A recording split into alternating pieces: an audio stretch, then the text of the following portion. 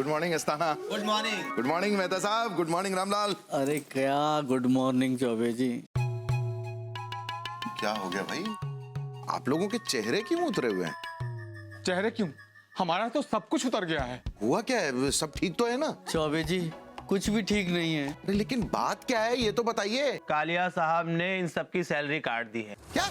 हाँ चौबे जी, कालिया सर ने हम सबकी सैलरी काट दी। क्यों? कालिया साहब कह रहे हैं कि हमारी वजह से कंपनी को घाटा हुआ है, इसलिए 6 महीने तक हमारी सैलरी से 10% काट कर उस घाटे को पूरा करेंगे। नहीं मैं कालिया जी से बात करूंगा भाई, ये गलत बात है। ऐसे गरीबों की सैलरी नहीं काटनी चाहिए। मैं करूंगा बात। मिस्टर कालिया, सुना तुमने? अब ये मुझे बताएंगे कि मुझे क्या करना चाहिए और क्या नहीं करना चाहिए। तुम्हें पता है कि उनकी सैलरी क्यों कट रही है और तुम्हारी सैलरी क्यों नहीं कट रही है? हाँ वो पता है सर, क्योंकि मैंने अपना टारगेट पूरा किया है। Exactly! क्योंकि इन्होंने अपना टारगेट पूरा कर लिया है। अब उनकी सैलरी इसलिए काटी जा रही है क्योंकि उन्होंने अपना टारगेट पूरा किया ही नहीं। अब भाई अच्छे काम के लिए जब कंपनी किसी को बोनस दे सकती है तो बुरे काम के लिए थोड़ी सी तनख्वाह तो काट ही सकती है। It is only fair. हाँ, समझ रहे हो ना तुम? आई नो कि कंपनी को घाटा हुआ है, गीला पूरा आटा हुआ है, पर रामलाल मेहता साहब, इन गरीब वर्कर्स की सैलरी हम नहीं काटेंगे। कंपनी का घाटा कहीं और से ढांपेंगे।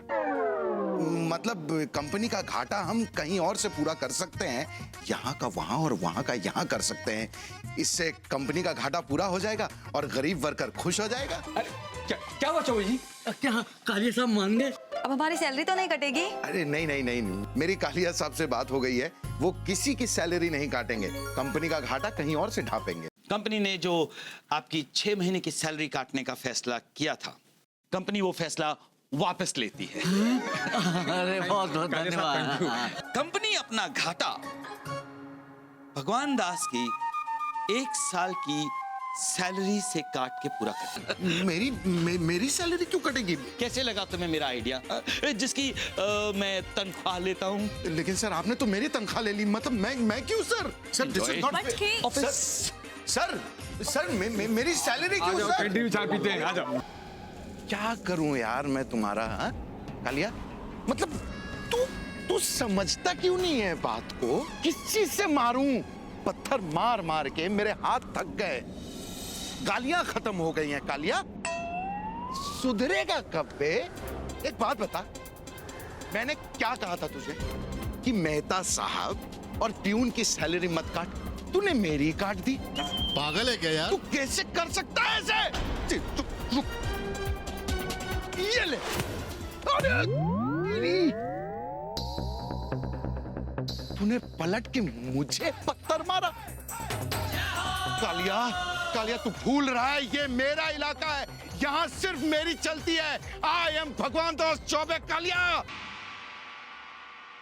क्या हो क्या गया है आपको? आप 2 मिनट भी मौन नहीं रह सकते क्या? बॉबी तुम थोड़ी देर चुप रह सकती हो? एक तो उस पंडित ने वैसे ही दिमाग चाट लिया है मेरा। अब पता चला, जब आप बोल बोल के दूसरों का दिमाग चाटते हैं तब उनको कैसा लगता होगा? मैं वही बोलता हूँ जो सही होता है। उसी में दिमाग का दही होता है। अरे यार 2 मिनट चुप रह सकती हो तुम? आप पहले 4 दिन का मौन रख लीजिए, उसके बाद मैं भी 2 मिनट चुप हो जाऊंगी। अरे यार क्या हो जाएगा मौन व्रत रख के? उससे आपकी क्या? मेरा मतलब हम सबकी समस्याएं दूर हो जाएंगी। समस्याएं दूर करना भगवान के हाथ में नहीं है भगवान दास, स्वयं मनुष्य के हाथ में। एक सेकंड, तुम मुझे कंफ्यूज कर रहे हो शिवाय।